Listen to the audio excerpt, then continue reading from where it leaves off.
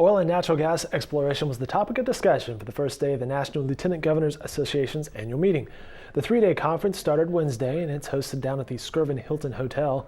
Politicians from more than 30 states were on hand for the discussions and speeches. Our Lieutenant Governor Todd Lamb and Governor Mary Fallin welcomed the representatives from across the country and spoke about the state's many milestones over the last few years. We have been very fortunate to work on a pro-business, pro-jobs, increasing our highly skilled, educated workforce in the state of Oklahoma, right-sizing state government, making things just run better in the state. And that's been one of my very top goals, is to make, and I compete with all your other states, but to make Oklahoma the go-to place to do business, to raise a family, and to live and to work. And so that's been my personal goal as the governor of Oklahoma. So CBS News recently ranked Oklahoma City as the best city to find a great job, which is good news for us. Tech America Foundation ranked Oklahoma City as #1 in tech job growth. You might not expect that Oklahoma City would have tech jobs, but we really, really do. Forbes ranked Oklahoma City the 5th best America's job markets. So if your re-elections don't work out, I know they all will, we'll be happy to take all the fine people that are here at the table. And we've also been ranked as a top 10 city for best places for young adults, for small businesses, even one of the top 10 healthiest cities. That's always been a big challenge for Oklahoma is our health and our wellness, but the Mayor Mick Cornett has done a great job in working on health as I have for the state of Oklahoma. And so we're excited about that. The Lieutenant Governor mentioned we have one of the lowest unemployment rates in the nation, ranked today at 5%, and that's very good for our revenue growth in our state. As all of your states went through the national economic downturn starting in 2008, 2009, 2010, I know it was all challenging for all of our states. When we saw our unemployment creep up, when we saw our revenues drop, we had to face some very tough budget years during that time. But I was up in Congress during that time period, but I was also beginning to run for governor back in late 2010 and took office in 2011 in January. And when I took office in 2011, we had still come through as a state many different budget shortfalls from 2009, 2010, 2011. So we had a $500 million budget shortfall, as the Lieutenant Governor mentioned. And we also just had $2.03 in our rainy day savings account. Not particularly a good way to take office with a 7% unemployment rate.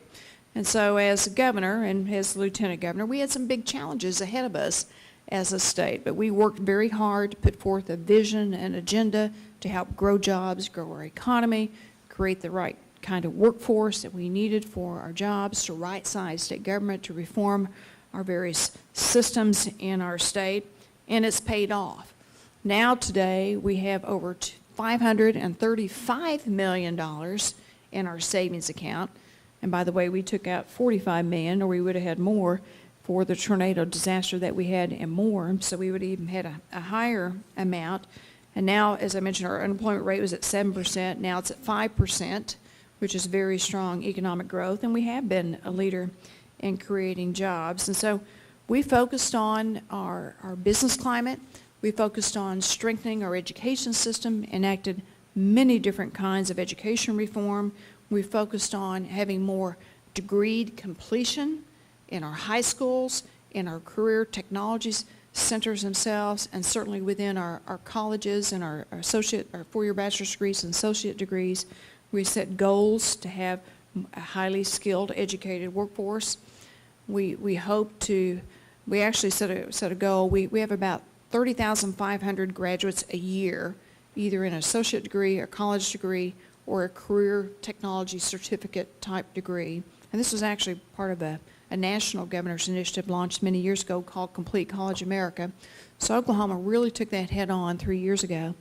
And we set a goal that we were going to raise our number of college and degreed certificate people in our workforce from the 30,500 per year. We were going to increase that 1,700 new graduates every year. And we didn't make the 1,700 degree goal that first year. We actually beat it, and we actually gave out 2,900 more degrees and certificates that first year. which is important because as we continue to recover as a nation and companies are looking for jobs, they want to find the right skill sets and the right kind of workers in the workforce to meet their important goals. And later on in a couple weeks, you'll hear me as a governor announce my platform for the Governors Association. It will involve workforce and education, those types of related issues, so we can once again put America back to work on the jobs that we all want to do. We also focused on workers' compensation reform, lawsuit reform, pension reform, passed major reform efforts, which really helped Oklahoma's business climate. And then one of my top goals as governor has been to try to focus on right-sizing government. I really dislike government waste, as I know all of you do too. And so this past legislative year, we took an analysis of all of our agency boards and commissions and put together a piece of legislation, worked with our legislators, and Lieutenant Governor helped carry this message forth to consolidate or eliminate 75 different agency boards and commissions, and we did it this year, which makes government more efficient. We combined some of those entities. We eliminated some of those entities that were just no longer useful for our state, and certainly it saves us money. It makes the government more efficient to do that itself. So those are just a couple of just quick ideas of some of the things that we've been working on in our state.